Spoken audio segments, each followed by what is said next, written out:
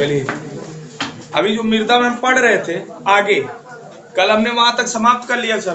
कहाँ तक हमने देखा था कि जो जलोढ़ मिट्टी है 2 भागों में बांटी जाती है, ठीक है।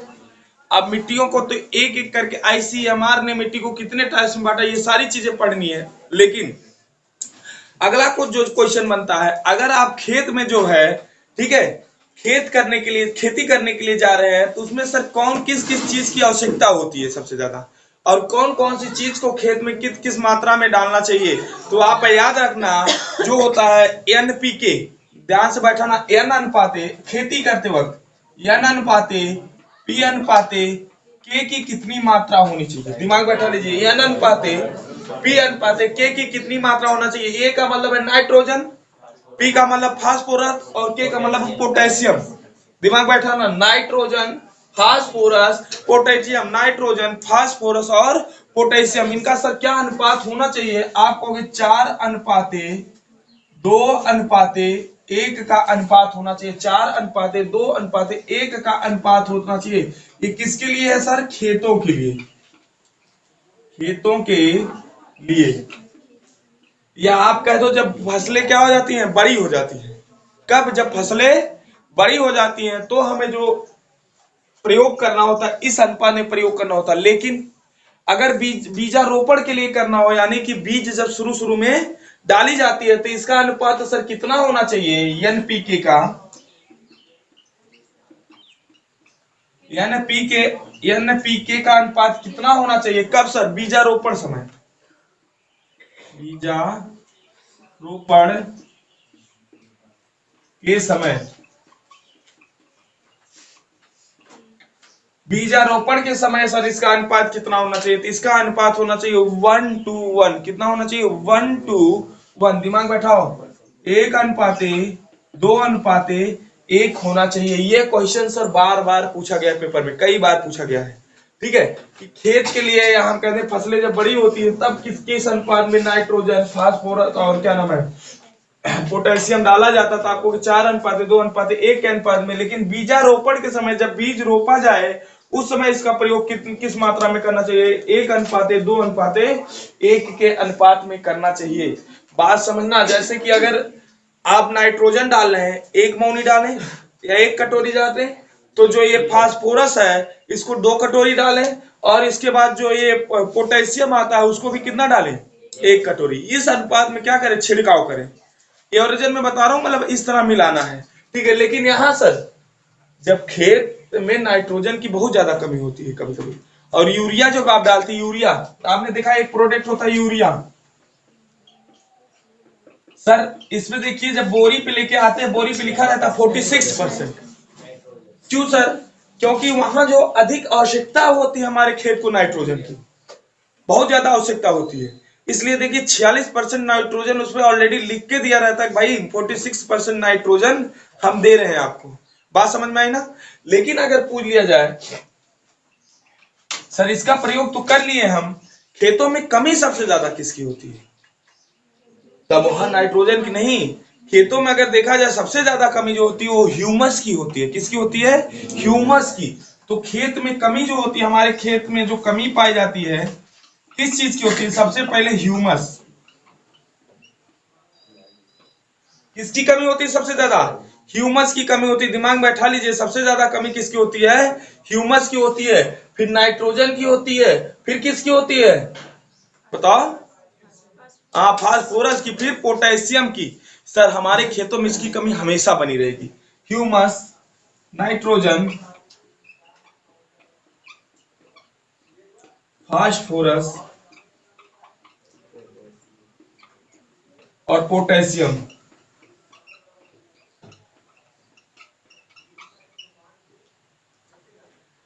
नाइट्रोजन की सर बहुत ज्यादा कमी होती है। इसी नाइट्रोजन की कमी को भरने के लिए हम किस खाद का प्रयोग करते हैं, यूरिया खाद का। आपने देखा इसी नाइट्रोजन की कमी को भरने के लिए हम किस खाद का प्रयोग करते हैं, यूरिया खाद का प्रयोग करते हैं। करते हैं नहीं सर, फोरस क्या नाम है, पोटास भी खेत में डाला जाता है, आपने देखा ही होगा, ठीक है। फास्फोरस भी खेत में डाला जाता है, कहीं फास्फोरस डाल रहे हैं वो भी देखा होगा। लेकिन यूरिया कितनी मात्रा में डाला जाता है क्या, वो यूरिया तो बोरी भर के मार दिया जाता है, ठीक है। उसको जो है बोरी भर के मारा जाता है। हाँ बहुत, हाँ बहुत थोड़ा थोड़ा डाला जाता है ताकि सर ये भी मात्रा पूरी हो जाए। और सबसे ज्यादा जो हमारे खेत में नाइट्रोजन की मात्रा की कमी है, ये नाइट्रोजन की मात्रा भी पूरी हो जाए। और ह्यूमस की जो बात है सर, ह्यूमस तो जल से, दलदली स्थानों से पूरा होगा।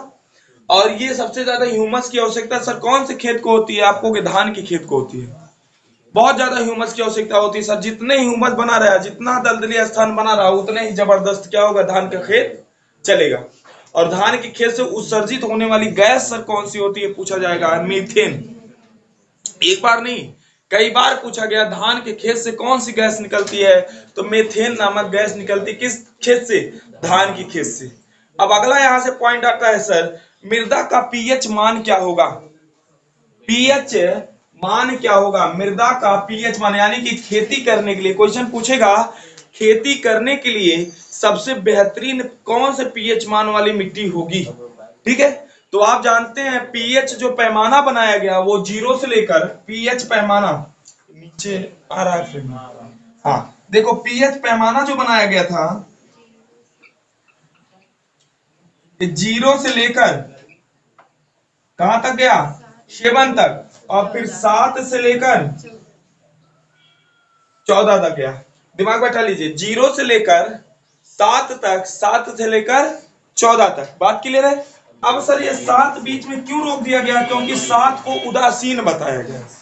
क्या बताया गया, उदासीन। दिमाग बैठा ना, उदासीन।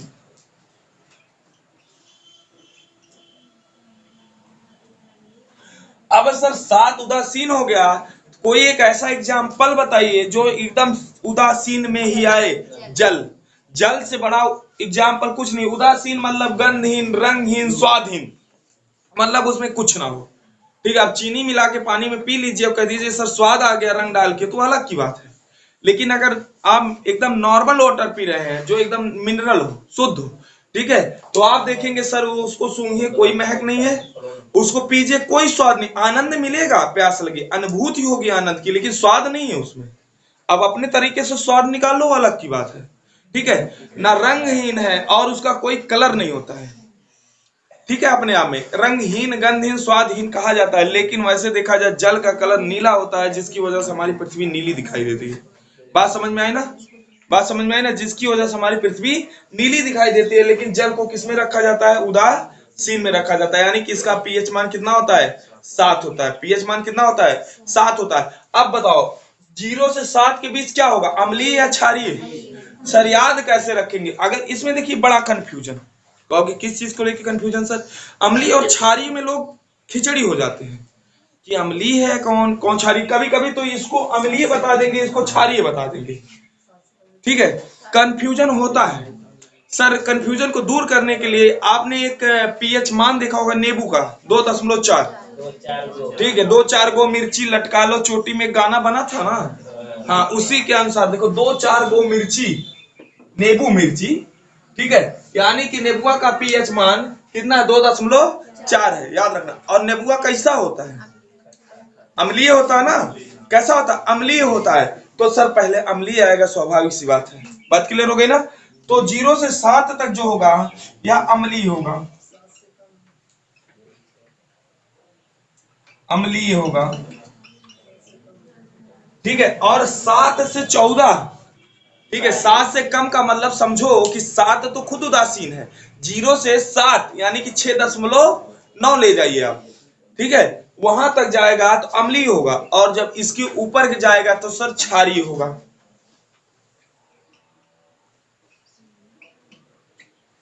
क्षारीय होगा।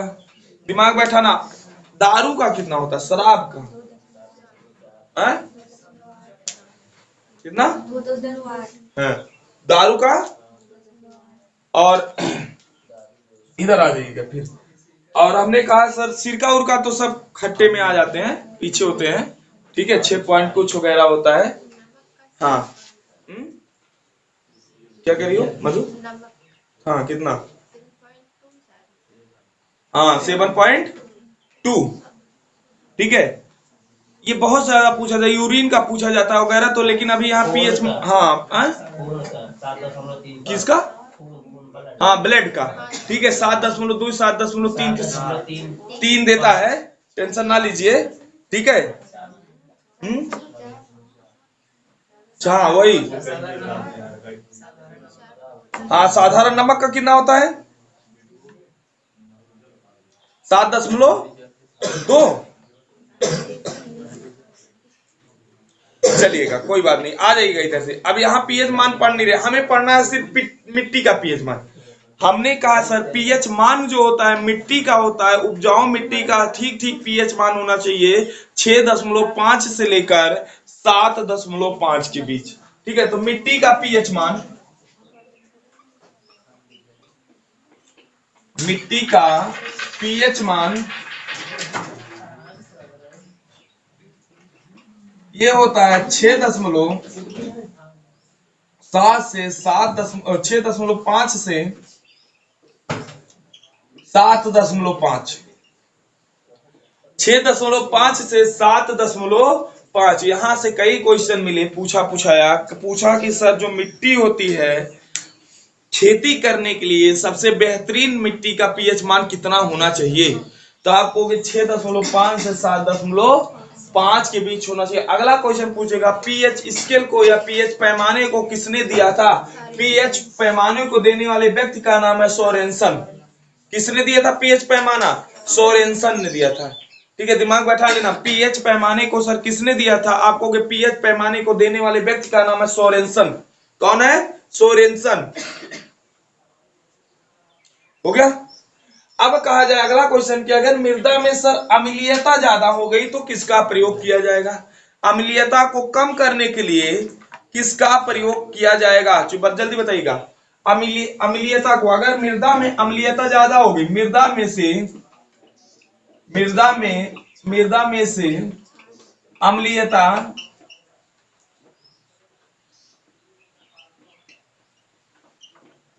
अम्लीयता को कम करने के लिए किसका प्रयोग किया जाएगा, तो आपको कि चूना पत्थर का। किसका प्रयोग किया जाएगा, चूना पत्थर का। आपने देखा होगा कभी कभी खेतों में चूना का प्रयोग किया जाता है, किया जाता है नहीं, जब अनाज बढ़िया उपज नहीं पाता है तो कहते हैं चूना का प्रयोग करिए मिट्टी सही हो जाएगी, ठीक है। जिप्सम का भी प्रयोग किया जाता है, लेकिन अम्लीयता को अगर कम करना है यानी कि सही जगह पे लाना है तो वहां किसका प्रयोग किया जाएगा, चूना पत्थर का। दिमाग बैठा, चूना पत्थर का प्रयोग किया जाएगा। लेकिन अगर अम्लीयता ना बढ़ के क्षारीयता बढ़ गई तो, ठीक है, हाँ मृदा में क्षारीयता बढ़ गई तो सर जिप्सम का प्रयोग किया जाएगा क्षारीयता को कम करने के लिए। मृदा से क्षारीयता को कम करने के लिए, मृदा से क्षारीयता को कम करने के लिए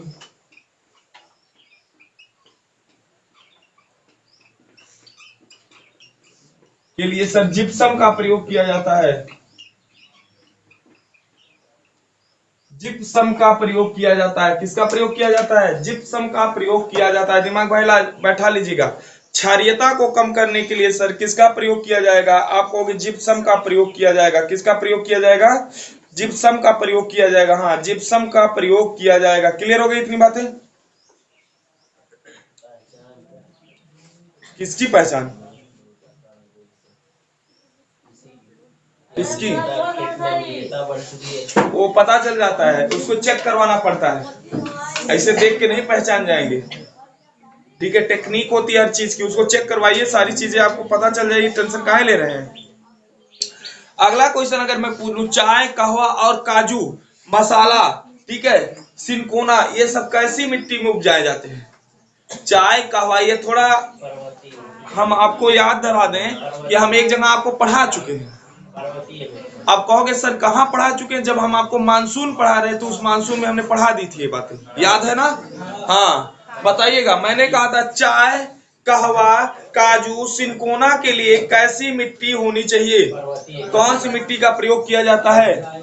देखो कौन पर्वतीय वाला है, कनौ खा लेंगे पकड़ के, लेटेराइट मिट्टी का प्रयोग होता है। दिमाग बैठाना, लेटेराइट यानी कि पूर्व पश्चिमी घाट पे, जो नीचे के साइड में पूरा पश्चिमी घाट है, केरल हो गया, कर्नाटक हो गया, तमिलनाडु, लेटेराइट मिट्टियों से सजा हुआ है। और आप देख लीजिए ज्यादातर काजू, कहवा, सिनकोना, मसाला, ये सब उसी में उगते हैं। ठीक है, जब लीचिंग प्रोसेस पढ़ा रहे थे, याद है लीचिंग प्रोसेस, उस लीचिंग प्रोसेस में मैंने पढ़ाया था आप लोगों को कि सर एक मिट्टी तैयार होती है जिस मिट्टी का नाम है लेटेराइट मिट्टी। ठीक है, उस लेटेराइट मिट्टी में किस किस चीजों को उगाया जा सकता है? हमने कहा था चाय है, कहवा है, सिनकोना है, मसाला है। ठीक है, इन सारी चीजों को कहाँ उगाया जा सकता है? कौन सी मिट्टी में? लेटेराइट मिट्टी में। बात दिमाग में बैठा लीजिए, कौन सी मिट्टी में? लेटेराइट मिट्टी में इसका प्रयोग किया जाता है। अगर मैं कह दूं सर मैग्रोबन, किसका? मैग्रोबन कहाँ उगते हैं तब? मैग्रोबन, वेरी गुड, दलदली मिट्टी में। आपने देखा सर ये दलदली मिट्टी कहाँ पाई गई? आपको अच्छे से पता है दलदली मिट्टी जो पाई जाती है वेस्ट बंगाल, सुंदरबन डेल्टा में, आपने देखा। ठीक है, उसके बाद चले आइएगा उड़ीसा में भी पाई जाती है। ये सब स्थानों पे कौन सी मिट्टी? दलदली मिट्टी पाई गई। जहां जगह कैसे बन उठते हैं? मैग्रो बने या मैंग्रो जंगल की और वनस्पतियों का मतलब उद्गार होता है, निकलते हैं, उगते हैं। बातें क्लियर हो गई? पढ़ना है सब सर, वो जब दलदली मिट्टी पढ़ेंगे तो वहां क्लियर करेंगे सारी चीजों को। उत्तर प्रदेश में किस मिट्टी को केरल के नाम से जाना जाता है? मोस्ट इंपॉर्टेंट, उत्तर प्रदेश में किस मिट्टी को केरल के नाम से जाना जाता है? दिमाग बैठाना, पहला पॉइंट यहां से, उत्तर प्रदेश में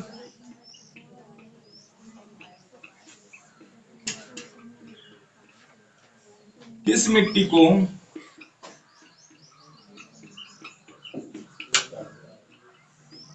को ध्यान से पढ़ लीजिए, मिट्टी से कुछ बचेगा नहीं, एक एक चीजें क्लियर हो जाएगी। मिट्टी को केरल के नाम से जाना जाता है। हाँ, नाम से जाना जाता है, कहीं कहीं करैल भी आ जाता है लिख के। ठीक है, लेकिन केरल के नाम से जाना जाता है।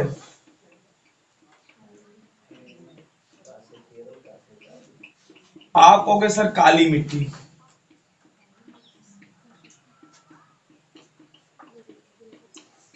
पीसीएस में पूछा था काली मिट्टी को और किस नाम से जानते हैं सर? रेगूर मिट्टी।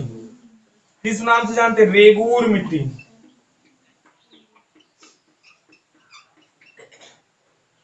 काली मिट्टी को और किस नाम से जानते हैं? रेगूर मिट्टी के नाम से। किस मिट्टी के नाम से जानते हैं सर? रेगूर मिट्टी के नाम से जानते हैं। दिमाग बैठा लीजिए, काली मिट्टी को और किस नाम से जानते हैं? रेगूर मिट्टी के नाम से जानते हैं। क्लियर हो गई बातें? रेगूर मिट्टी के नाम से जानते हैं। हा?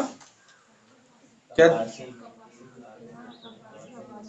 हाँ, कपासी मिट्टी जो कहते हैं वो क्यों कहते हैं ये तो बताएंगे हमें ना, टेंशन ना लो। लेकिन सबसे ज्यादा इंपॉर्टेंट ये है कि रेगूर मिट्टी, कपास के उगने के कारण इसको कपासी मिट्टी कहा जाता है। काली मिट्टी में कपास जो है बहुत अच्छी मात्रा में उगते हैं, ये बात याद रखना, इसलिए इनको कपासी मिट्टी के नाम से भी जाना जाता है। हाँ, दिमाग बैठा लीजिए, इसलिए इनको कपासी मिट्टी के नाम से जाना जाता है। चलिएगा आगे आ जाइएगा।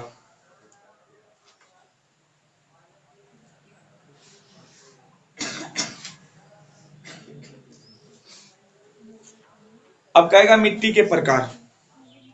मुख्यतः सर मिट्टी कितनी प्रकार की होती है? हेडिंग डालिए मिट्टी के प्रकार। इतनी बातें समझ में आ गई ना? कोई डाउट तो नहीं है इसमें? सर डाउट होने वाली चीज ही नहीं है, डाउट होगा कहां से? मिट्टी के प्रकार।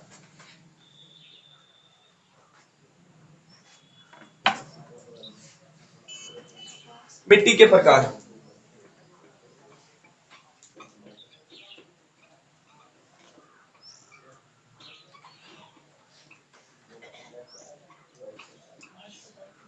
सर एक संस्था है जिसका नाम है ICAR।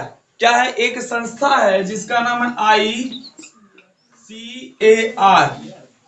आप कहोगे ICAR क्या है? CR ना है, ICAR क्या है? आप कहोगे Indian council agriculture research, Indian council of agriculture research. दिमाग बैठा लीजिए, Indian council of agriculture research, इसका फुल फॉर्म होता है सर, हिंदी में इसको क्या बोलते हैं? भारतीय कृषि अनुसंधान परिषद। क्या बोलते हैं? भारतीय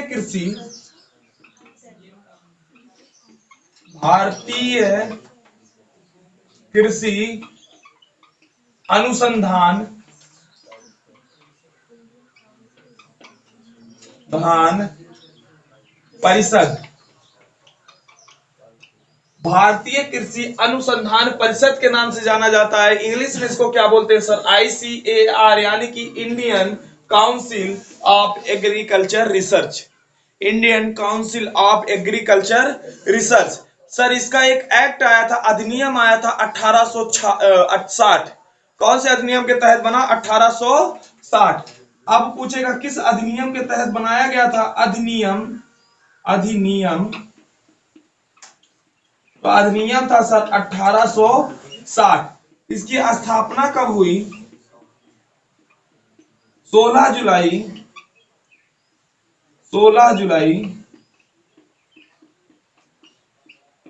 1929।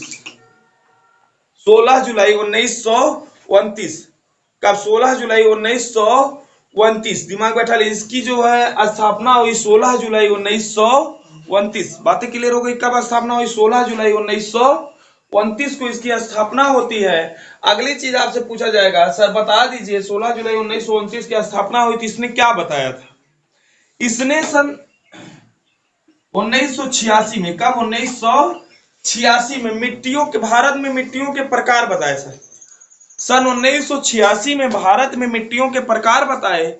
कहा कि भारत में कुल 8 प्रकार की मिट्टी पाई जाती है और 27 प्रकार की गौण मिट्टी पाई जाती है। ध्यान बैठा ना? इसने क्या बताया? 1986 में भारत में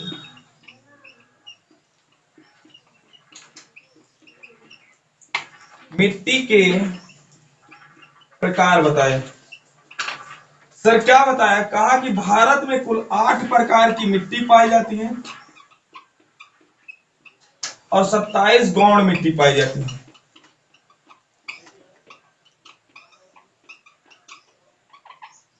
गौण मिट्टी पाई जाती है। और इस 8 प्रकार की मिट्टी में सर जो प्रमुख मिट्टी होती है, हम जिसको मतलब बहुत रेयरली जानते हैं, बहुत प्यार से जानते हैं, जो हमारे आसपास मौजूद होती है, उस मिट्टी वो सिर्फ 4 प्रकार की होती है। कितने प्रकार की? 4 प्रकार की होती है। दिमाग बैठा लीजिए, कितने प्रकार की होती है? 4 प्रकार की होती है। पीछे ये चारों प्रकार की मिट्टी हमने आपको पढ़ाया है, अच्छे से बताया है चारों टाइप्स कौन। 4 कौन कौन सी होती है सालू?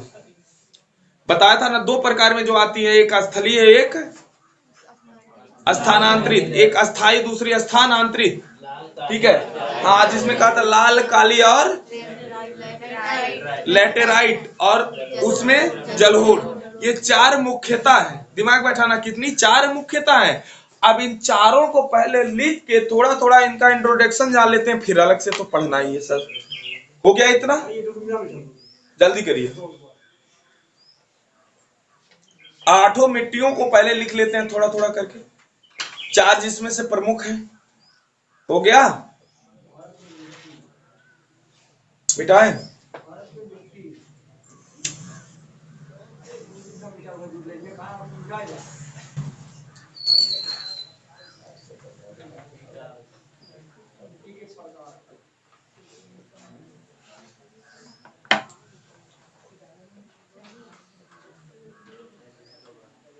जलोढ़ मिट्टी को और किस नाम से जानते हैं? हाँ बताओ। दोमट मिट्टी, वेरी गुड। ठीक है, दोमट मिट्टी भी कहते हैं इसको, जलोढ़ मिट्टी को। तो सर इसके अकॉर्डिंग पहला जो आता है, हमने देखा जो 8 प्रकार की बांटी गई, उसमें पहली जो आती है जलोढ़ आती है। कौन आती है? इतनी बार रट जाएगा ना, टेंशन ना लो। जलोढ़ मिट्टी। जलोढ़ मिट्टी का क्या मतलब है? जो जलों द्वारा क्या ना, नदियों द्वारा लाई गई मिट्टी होती है, उसको क्या बोलते हैं? जलोढ़ मिट्टी बोलते हैं। अभी इसको जो इसके बारे में जब पढ़ना, तब अभी टाइस मत लेना। जलोढ़ मिट्टी सर कितने % पाई जाती भारत में? कहोगे 43.4% पाई जाती है। कितना क्षेत्रफल घेरती है सर? यह क्षेत्रफल घेरती है 15 lakh kilometre square. 15 lakh kilometre square. क्षेत्रफल कितना घेरती है? 15 लाख किलोमीटर स्क्वायर या क्षेत्रफल घेरती है। दिमाग में बैठा लीजिए, 15 लाख किलोमीटर स्क्वायर या क्षेत्रफल घेरती है। और भारत में सबसे ज्यादा पाई जाने वाली मिट्टी होती है।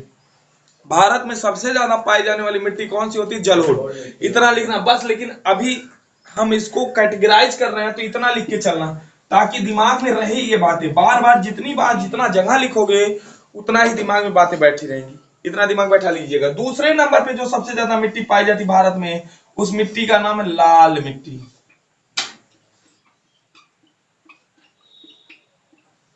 दिमाग में बैठा ना। दूसरे नंबर पे भारत में जो सबसे ज्यादा मिट्टी पाई जाती है वह उस मिट्टी का नाम होता है लाल मिट्टी, जो 18.6% लगभग पाई जाती है।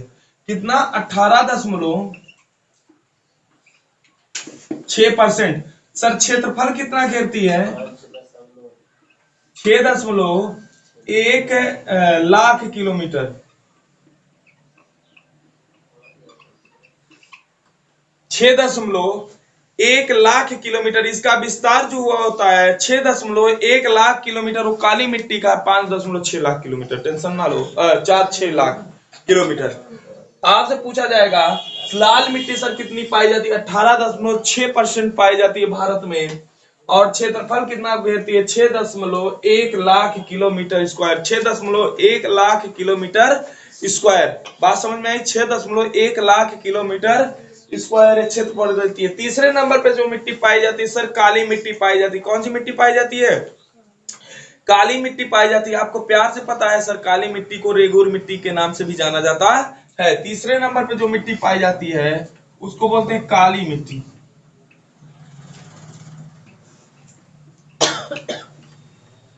काली मिट्टी को और किस नाम से जाना जाता है? जल्दी बताओ। रेगुर मिट्टी। काली मिट्टी को उत्तर प्रदेश में किस नाम से जाना जाता है? हाँ, केरल के नाम से जाना जाता है। बात समझ में आई ना? हाँ, किसके नाम से? केरल के नाम से जाना जाता है। चलेगा। अब कहेगा सर ये रेगुर मिट्टी कितना परसेंट क्षेत्रफल घेरती है? तो आप कहोगे 15.2%। कितना? 15.2% क्षेत्रफल घेरती है। अगर देखा जाए क्षेत्र 15.2% पाई जाती है, क्षेत्रफल कितना घेरती है? तो 5.46 लाख किलोमीटर स्क्वायर।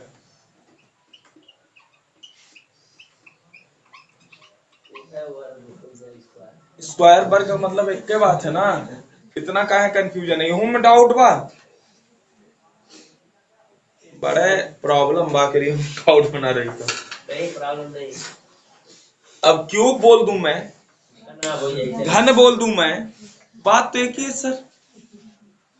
बस फर्क इतना है, मैं या तो बोलूं आई एम हेयर, या तो बोलूं मैं यहां हूं। बात तो एक ही है ना। यू बोल दूं या आप बोल दूं, बात तो एक ही है। मैन बोलूं या आदमी बोलूं, बॉय बोलूं या लड़का बोलूं, उसी तरह से यहाँ सर क्यूब बोलो या वर्ग बोलो या स्क्वायर बोलो या वर्ग बोलो, बात एक ही। क्यूब बोलो या घन बोलो, बात एक ही है। बात समझ में आई ना? हाँ, चलेगा। चौथे नंबर पे जो सर मिट्टी आती है लैटेराइट मिट्टी। आप जानते हैं कौन सी? लैटेराइट। 3.7% पाई जाती है लैटेराइट मिट्टी। चौथे नंबर पे जो आती है उस मिट्टी का नाम है लैटेराइट मिट्टी।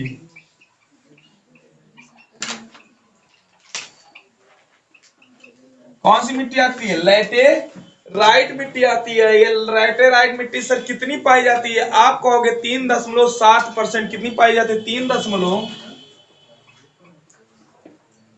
क्षेत्रफल कितना घेरती है? 1.26 लाख किलोमीटर स्क्वायर।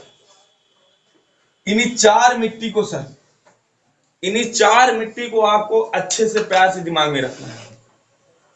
पर्वतीय मिट्टी जो है, दलदली मिट्टी जो है सर, ठीक है, ये मिट्टी बाद में पढ़ी जाएगी। पहले इन्हीं चार मिट्टियों पे फोकस बनाओ, क्योंकि सबसे ज्यादा मिलने वाले क्वेश्चन जो होते हैं इन्हीं चार मिट्टियों से होते हैं। उन मिट्टियों से क्वेश्चन आपको मिलेंगे तो कहाँ पाई जाती है, कहाँ पाई जाती है तो हम प्यार से सिखा देंगे, टेंशन ना लीजिए।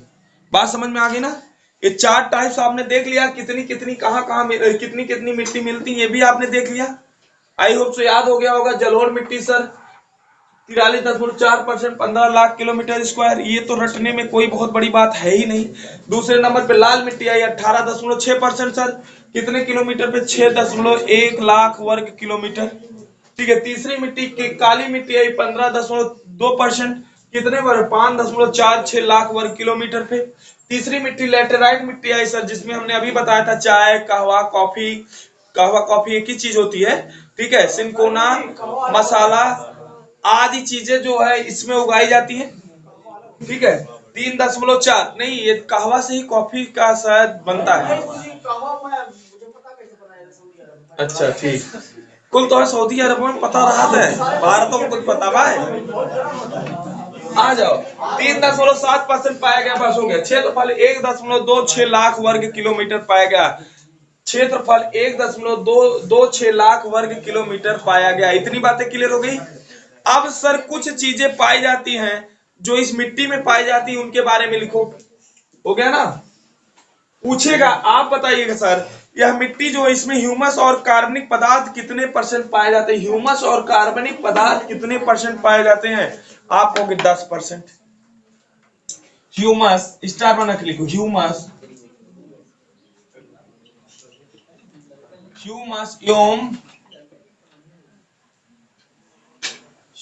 एवं कार्बनिक पदार्थ, अकार्बनिक पदार्थ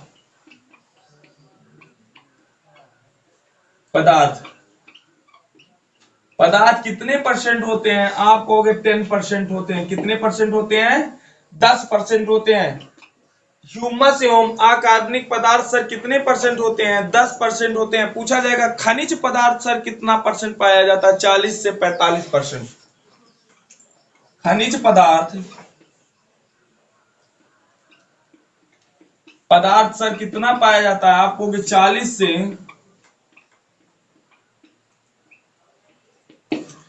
45%। खनिज पदार्थ सर कितनी उपस्थिति होती है इसमें, 40 से 45% की जो उपस्थिति होती है वो खनिज पदार्थों की उपस्थिति होती है, याद रखना।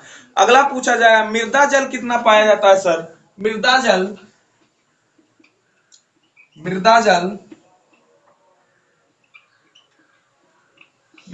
सर 25%।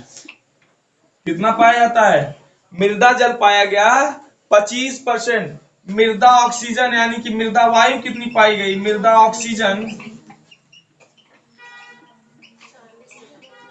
ऑक्सीजन ये भी सर पाया जाता 25%।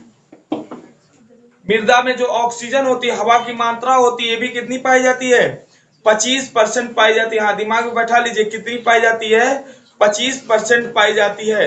बात समझ में आई ना, कितना परसेंट, 25% पाया जाता है।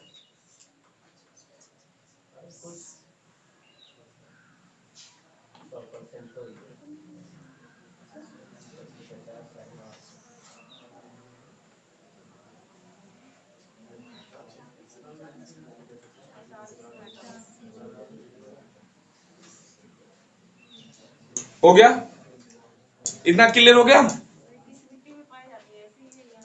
पूरी मिट्टियों में, सारी मिट्टियों की ये बात है कि किस मिट्टी में नहीं है। अगर किस मिट्टी में होता तो उस मिट्टी के अकॉर्डिंग लिखाया जाता। लगभग उतनी होती है, ये एवरेज निकाल के बताया गया है। बात समझ में आई ना। अगर जो है अलग अलग मिट्टियों में जो पाई जाती है वो अलग अलग मिट्टियों के साथ लिखाया जाएगा।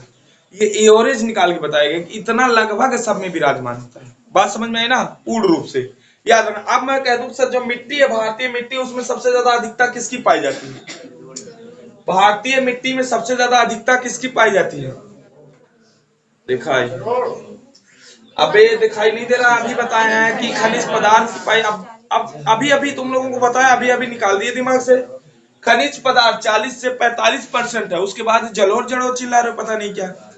खनिज पदार्थ कितना, 40 से 45%। हाँ, दिमाग बैठा ली, खनिज पदार्थ 40 से 45% पाया जाता है।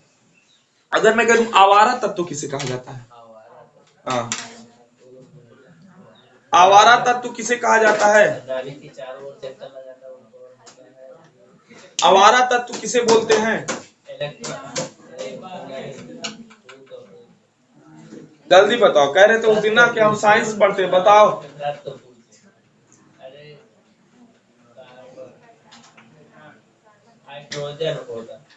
हाइड्रोजन होता है। हमारा तो कहीं भी किसी के साथ फिट हो जाता है, कोई दिक्कत नहीं है, एकदम मस्ती टहलता रहता है। दुश्मन मिले तो हाय हाय, दोस्त मिले तो है, किसी से ठीक है। हाँ, ना किसी से दोस्ती ना किसी से दुश्मनी, जो मिला वो हमारा, ठीक है। अगला क्वेश्चन मैं पूछूं, पौधों को बढ़ने के लिए मिट्टी का पीएच मान कितना होना चाहिए? पौधों को बढ़ने के लिए मिट्टी का पीएच मान कितना होना चाहिए, जल्दी बताओ। पौधों को बढ़ने के लिए मिट्टी का पीएच मान कितना होना चाहिए, जल्दी बताइए। पौधों को बढ़ने के लिए मिट्टी का पीएच मान कितना होना चाहिए? वेरी गुड, 6.5 से 7.5 तक। अब सर सारी बेसिक चीजें आपके सामने क्लियर हो गई हैं। अब हम एक एक चीज करके पढ़ना शुरू करेंगे। पहले हम शुरू करते हैं कौन सी मिट्टी से? जलोढ़ मिट्टी से। वेरी गुड, चलिए शुरू करते हैं सर जलोढ़ मिट्टी से।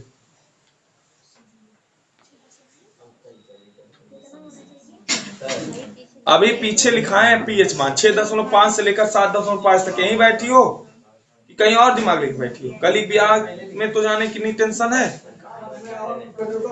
वीडियो भी चल रही है। चलिए इधर आ जाइएगा, आकर के नहीं पूछें का।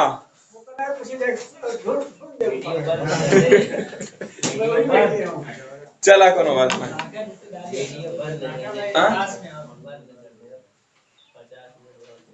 चलेगा। अब ध्यान दीजिएगा, पहली मिट्टी का नाम डालिए। कौन सी मिट्टी? जलोढ़ मिट्टी।